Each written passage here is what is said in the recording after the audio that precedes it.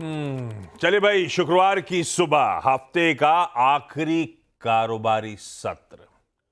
और भैया छोटा हफ्ता था, निकला वो कहते हैं ना, छोटा पैकेट बड़ा धमाका। उस तरह का हफ्ता निकला है। कल back to back fourth straight trading session था, दबाव के साथ, बिकवाली के साथ भारतीय बाजारों में कामकाज का। पिछले 4 दिनों का परफॉर्मेंस जो निफ्टी का है वो क्विकली स्क्रीन पे रखिएगा। ये इस हफ्ते की कहानी, और फ्राइडे से वो असल में वो दबाव के सिलसिले की शुरुआत हो गई थी। इस हफ्ते ये जो 3 लास्ट के बाज हैं, निफ्टी ऑलरेडी 3.5% गवा चुका है, बैंक निफ्टी में ऑलमोस्ट 4.25%। वीक टिल डेट सिर्फ 3 ट्रेडिंग सेशंस का ये प्रेशर आपकी स्क्रीन पे। और जो फ्राइडे का बार आपको नजर आ रहा था ना, वो फ्राइडे का ही दिन था पिछला, जब अब तक के रिकॉर्ड उच्चतम स्तर निफ्टी ने जड़े थे 26,277। वहां से इन 3 ट्रेडिंग सेशंस में ऑलरेडी 1000 पॉइंट का दबाव आ चुका है। टू बी प्रिसाइज 1027 पॉइंट हम ऑलरेडी प्रेशर झेल चुके हैं। कल की क्लोज पे कैलकुलेट कर रहा हूं, यह हाल है बाजार का। और कल का वो पेनफुल सेशन आपकी स्क्रीन पे, अब कह लीजिए वो मिडिल ईस्ट का क्राइसिस जो कल सुबह हम लोग चर्चा कर रहे थे, फिर एफएनओ का जो नया सर्कुलर आया था, कोई ना कुछ तो बहाना बना। इस तरह की तगड़ी मुनाफा वसूली का, एक्सपायरी के दिन तगड़ा अनवाइंडिंग का प्रेशर था। अच्छा, ये दोनों तो रीजन थे ही थे। हाँ, एक दिक्कत और जो बढ़ती चली जा रही है वो है एफआईएस की एग्रेसिव सेलिंग। कैश की सेलिंग के आंकड़े आपकी स्क्रीन पे दिखाता हूं, इन्हीं 4 दिनों का बार। यह है एफआईएस की कैश की सेलिंग 4 दिनों में 31,822 करोड़, 3.5 से 4 बिलियन डॉलर्स। 4 ट्रेडिंग सेशन में एफआईएस की सेलिंग। अभी हो सकता है शायद चाइना के चलते टैक्टिकल आउटफ्लोज भारतीय बाजारों से देखने को मिल रहे हैं, और टैक्टिकल से मेरा मतलब है शॉर्ट टर्म में वहां बेहतर गेन्स दुनिया भर के लोगों को नजर आ रहे हैं, तो पैसा यहां से निकल के शायद फॉर द टाइम बिंग ऐसा हो रहा हो, वहां पे चैनलाइज करने की तैयारी हो। खैर, जो भी है, मंदड़ियों की तगड़ी गिरफ्त में है हमारा बाजार। फ्राइडे का अच्छा निकल जाए सेशन तो अपना वीकेंड बढ़िया हो जाएगा, पर संकेत ऐसे हैं नहीं, फिर से पस्ती हैं। 1/4%, करीब 50-60 पॉइंट दबाव के साथ हम लोग कामकाज की शुरुआत करेंगे। हॉर्मास बगल में बैठे हैं, ग्लोबल मूड मैप करेंगे हॉर्मास के साथ, समझेंगे किस तरह का ग्लोबल हैंडओवर है। वीरू बताएंगे कैसे। ये हरा कहाँ है? अपन ने हरा रखा है आज, है क्या? अरे थोड़ा सा बाहर निकालो, दिख भी नहीं रहा है यार। अच्छा, कल थोड़ा सा बाहर के चक्कर बहुत बाहर आ जाएगा फिर वो। हर्षदा ने कल का पूरा कंपनसेट कर दिया, आज जैकेट ही पूरी हरी है, लीजिए आपके लिए। हर्षदा बताएंगे सारे इंपॉर्टेंट स्टॉक्स इन न्यूज। अच्छा, आइए ग्लोबल मूड की थोड़ा सा मैपिंग कर दूं। गिफ्ट निफ्टी तो दिखाई रहा है कि हम हल्के दबाव के साथ शुरुआत करेंगे। हमारे एशियन पियर्स, चाइना बंद है, चाइना ऐसे कहते हैं छुट्टी एंजॉय करना, पूरा हफ्ता एंजॉय कर रहा है वो। जो खुले हुए हैं वो मूड आपकी स्क्रीन पे मिला जुला रुझान है, थोड़ा दबाव के साथ ही कह लीजिए लाजली कामकाज है। हैंडओवर भी यूएस से, वैसे हमने जो डाइजेस्ट किया था फ्यूचर्स के तौर पे, वैसे ही यूएस का बाजार था, ऐसा कुछ नहीं। फ्लैट से आधे % के आसपास की कमजोरी थी, पर आज सुबह के फ्यूचर्स भी ठंडे ही पड़े हुए हैं। तो तब और अब की पहली प्लेट दिखा देता हूं, कहां छोड़ा था हमने कल 3:30 बजे, कहां सुबह 7 बजे। ये तीनों यूएस के फ्यूचर्स खड़े हुए हैं, ये देखिए, मिला जुला एकदम रुझान है आज, कल जैसा नहीं। और बाज गुड मॉर्निंग। अच्छा, इस प्लेट को एक और बार फ्लिप करने की जरूरत है। सारे क्यूज इंपॉर्टेंट है, जैसे हॉर्माज मेंशन कर रहे थे। अपने लिए कच्चा तेल भी प्रोड्यूसर्स आपने हेडलाइन में मेंशन करा, डॉलर इंडेक्स भी 102 की तरफ, बॉन्ड यील्ड्स भी थोड़ा सा इंच अप करती हुई, सब ऐसे ही चले जा रहा है भाई साहब। तो ग्लोबली एसेट क्लासेस में बहुत वॉलेटिलिटी है और इस समय उफान में है, और इक्विटीज को छोड़ के। हॉर्माज गुड मॉर्निंग, कैसा हैंडओवर है, क्या हुआ और क्या चल रहा है? गुड मॉर्निंग आशीष। और सबसे पहले आपसे आज सवाल पूछूंगा क्योंकि आज फ्राइडे है। आप बैठे हैं कभी रोलर कोस्टर में? एक बार गलती, पता है, अब वो डिटेल में नहीं जाऊंगा, पर गलती से बैठ गया था। मेरे डॉक्टर को बैठना था, तो वो क्या कहते हैं, जल्दी में मैं गलती से बैठ गया। जब मैंने रियलाइज किया वो राइट कैसी है, उसके बाद मैंने हाथ जोड़ लिया। तो कल का यूएस का सेशन बिल्कुल वैसा ही था, बिल्कुल रोलर कोस्टर जैसा था।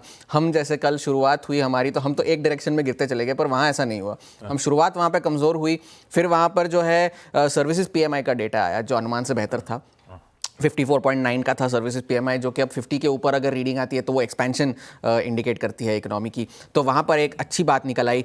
जो इनिशियल जॉबलेस क्लेम्स के डेटा थे वो अनुमान से थोड़े से कमज़ोर थे, मगर ऐसा कोई चिंता की बात नहीं थी वहाँ पर उसके बाद आया एक फॉल, एक ज़बरदस्त फॉल आया इंट्राडे हाइस से। हम ऑलमोस्ट यूएस के मार्केट्स लॉसेस सारे रिकवर कर गए थे, लेकिन फिर बाद में डाउ जो है वो 200 पॉइंट के नुकसान के साथ बंद हुआ।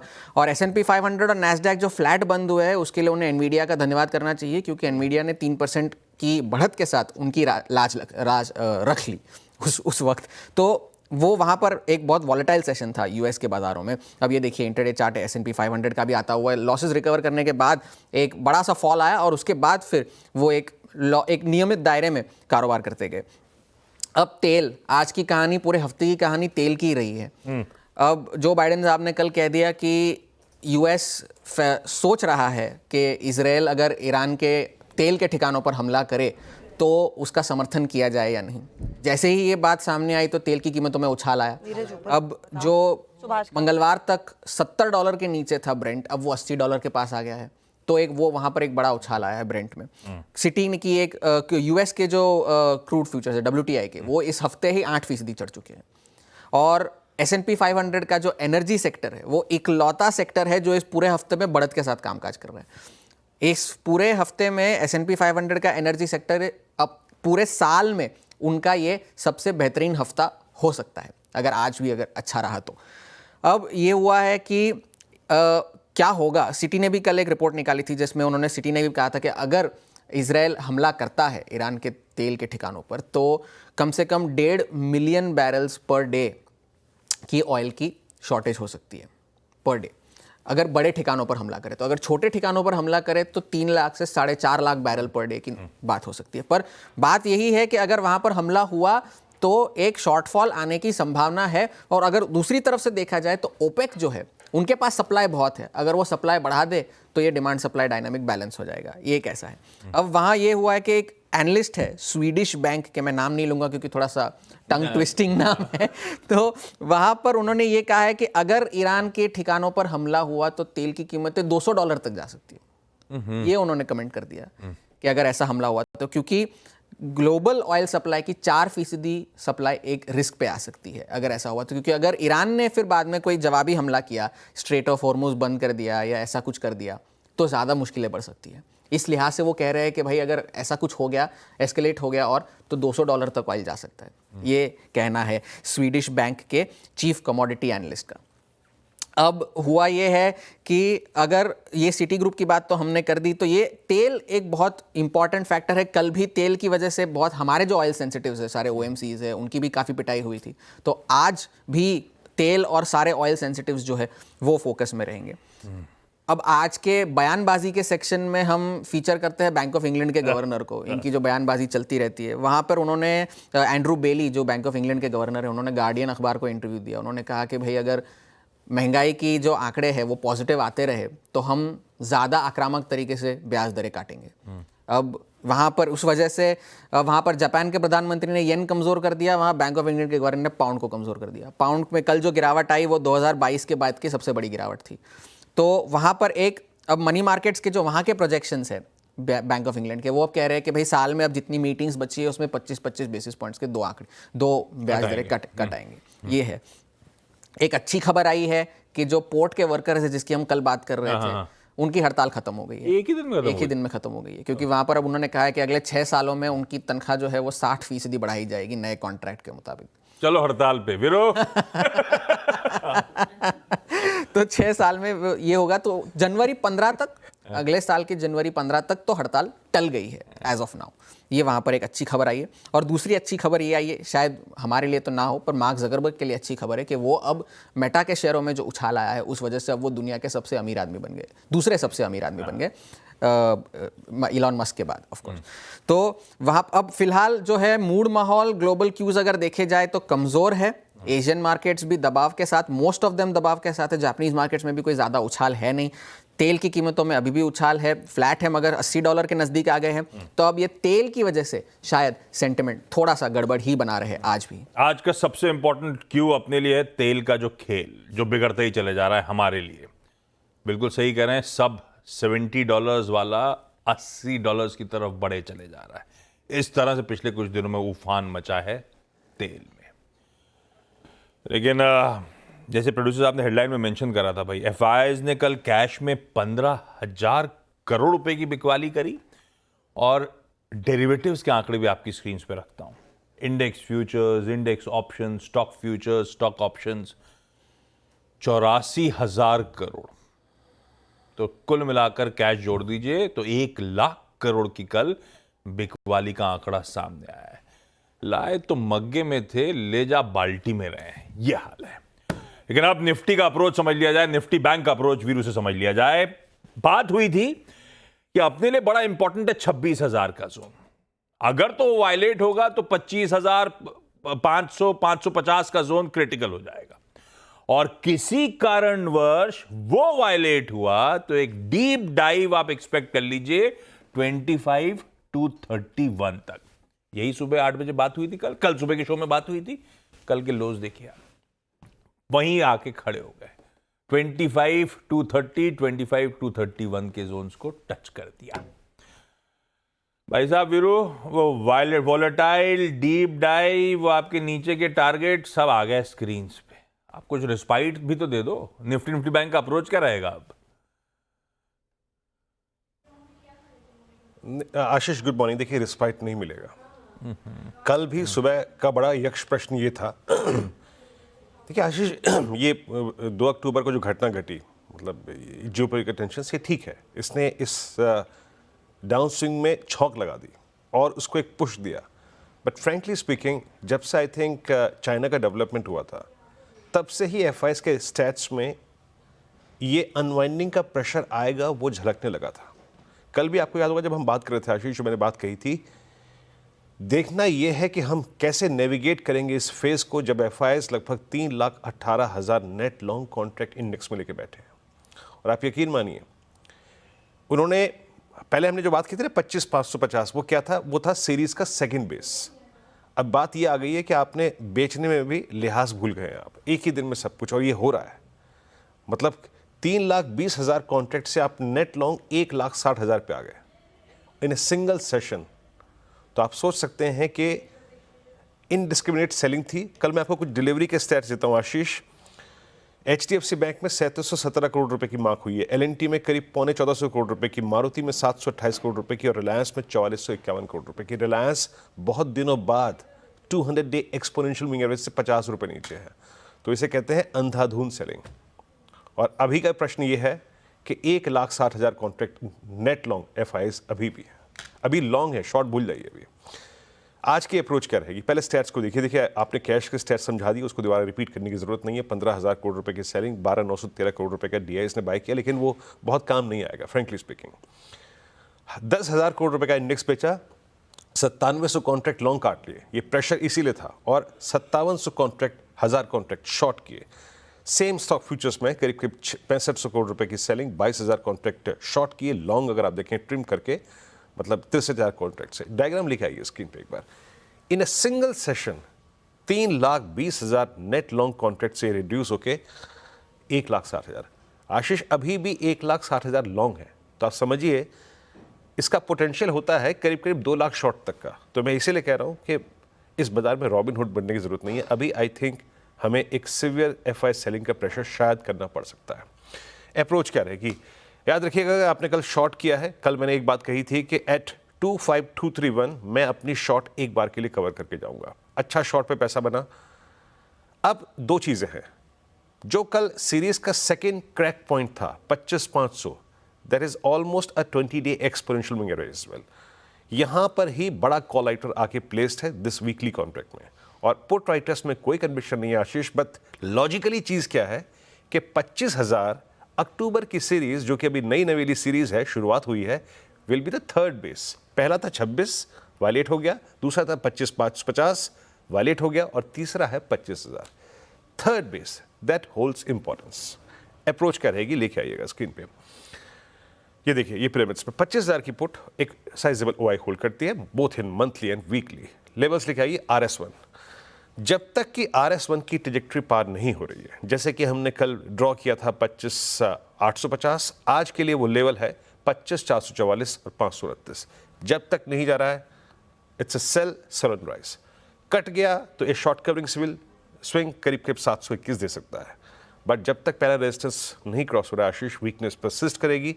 इन दैट केस पहले निफ्टी टेस्ट करे 25,000 के बेस को, प्लीज बेस लेके आइएगा, बेस 1 को, ये काफी लाजमी है।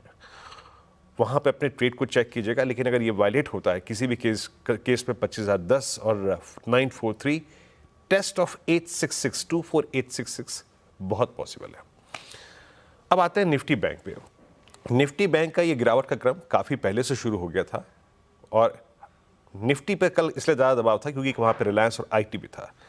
यहाँ पे 52,000 पे कल काफ़ी स्ट्रॉन्ग कॉल राइटिंग हुई है, यहाँ पे 52,500 पे कल काफ़ी स्ट्रॉन्ग कॉल राइटिंग हुई है। अब एक जरा लॉजिक, हल्का सा डिफरेंट लॉजिक है निफ्टी बैंक से, उसको समझ लेते हैं। ये पिरामिड्स में 52,500 की कॉल सबसे ज़्यादा बिकी हुई है। लेवल्स लेके आइए, देखिए स्लाइटली डिफरेंट है in terms of setup Nifty bank से। निफ्टी बैंक कल क्लोज हुआ है 50 डे एक्सपोनेंशियल मूविंग एवरेज के पास, के नजदीक पर।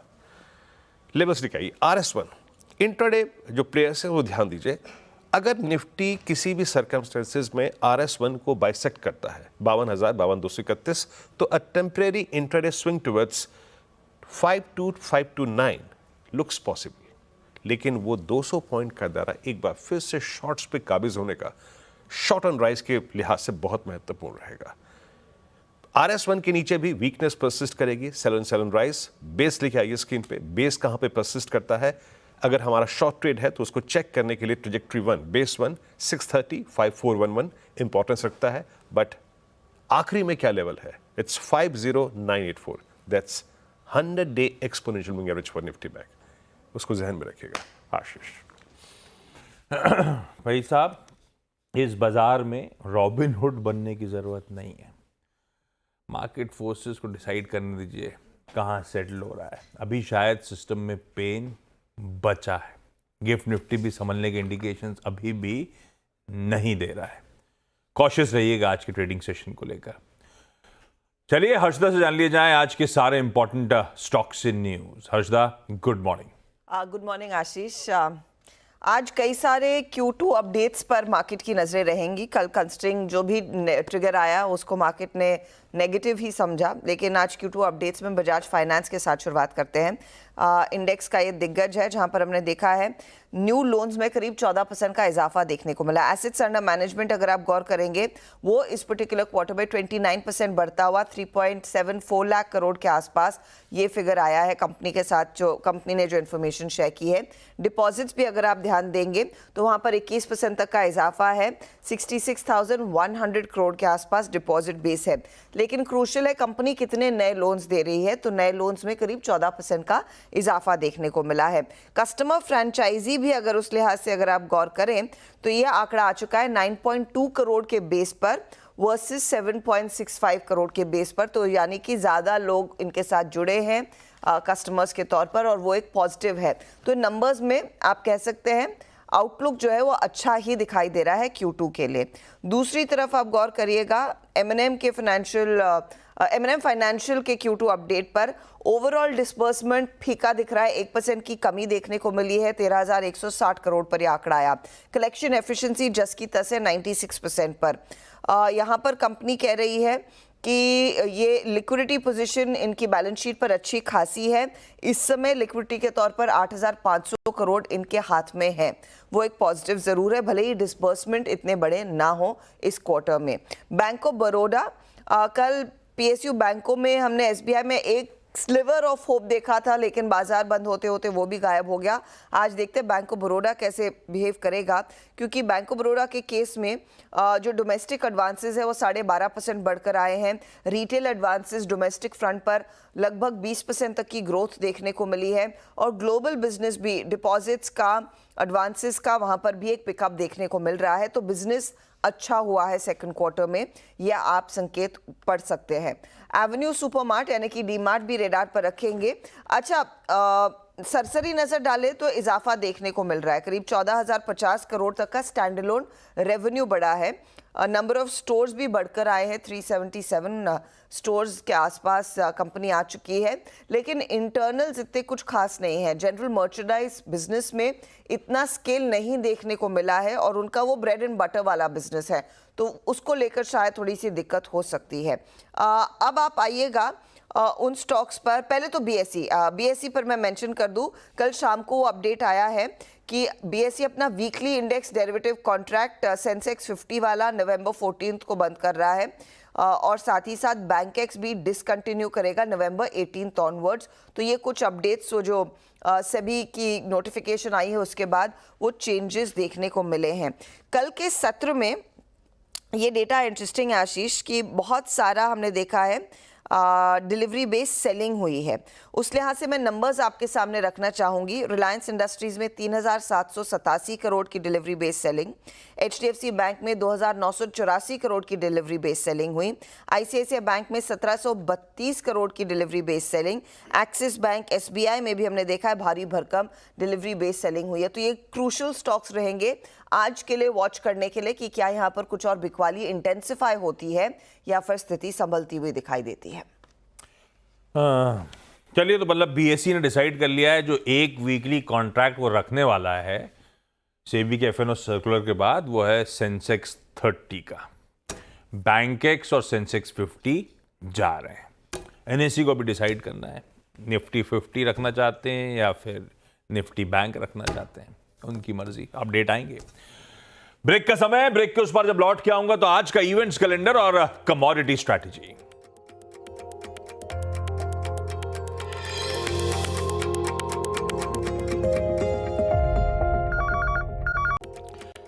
चलिए भाई, ब्रेक के बाद आप सबका स्वागत है क्विकली आज का इवेंट्स कैलेंडर। फ्राइडे सेंसेक्स की वीकली एक्सपायरी, चाइना में छुट्टी, एशिया में वो कंटिन्यू कर रहे हैं अपने नेशनल डे सेलिब्रेशंस। आज क्योंकि नए महीने का पहला फ्राइडे यूएस की डिटेल्ड जॉब्स रिपोर्ट शाम को आएगी। सेनको गोल्ड की बोर्ड मीट है भाई, फंड रेजिंग, शेयर इशुएंस के थ्रू और साथ साथ स्टॉक स्प्लिट पे विचार करेंगे। बाकी डिटेल स्क्रीन पे रहेंगी। आज हमारा सर्विसेज PMI 10:30 बजे सुबह आएगा और साथ साथ उसके कंपोजिट PMI आएगा, और शाम को फिर हमारे bank loan, deposit growth, foreign exchange reserves के नंबर्स 5 बजे। आज रिपोर्ट सजेस्ट करती है कि शायद EU states China made EVs पे टैरिफ्स पे वोट करने जा रहे हैं। ऐसा कोई डिफाइंड डेट नहीं है, लेकिन हो सकता है ये आज वोटिंग हो रही हो। निसान मैग्नाइट फेसलिफ्ट आज लॉन्च होगी और new generation BMW M4 CS, पता नहीं इसकी इमेज लाइन लाए, गजब थी, पर है भी वो 2 door sports car Veeru. 1.5 crore, 2.25 crore, 2 crore के आसपास पड़ेगी बस। आज वर्ल्ड एनिमल डे है और आज ICC women's T20 world cup में इंडिया वर्सेस न्यूजीलैंड, दुबई में मैच है शाम 7:30 बजे। चलिए भाई, क्विकली आज की कमोडिटी स्ट्रैटेजी। पृथ्वी फिनमार्ट के मनोज कुमार जैन साहब ने मदद करी है। चांदी दिसंबर वायदा खरीदिए 91,450 के स्टॉप के साथ। कॉपर अक्टूबर वायदा खरीद सकते हैं 844 का SL लगाइए। छोड़े जा रहा हूं गिफ्ट निफ्टी के ठीक ठाक चलिए 40-50 पॉइंट हल्के दबाव के साथ शुरुआत होने के इंडिकेशंस के साथ आज के मॉर्निंग कॉल में इतना ही। ब्रेक के उस पार सीधा सौदा। नमस्कार।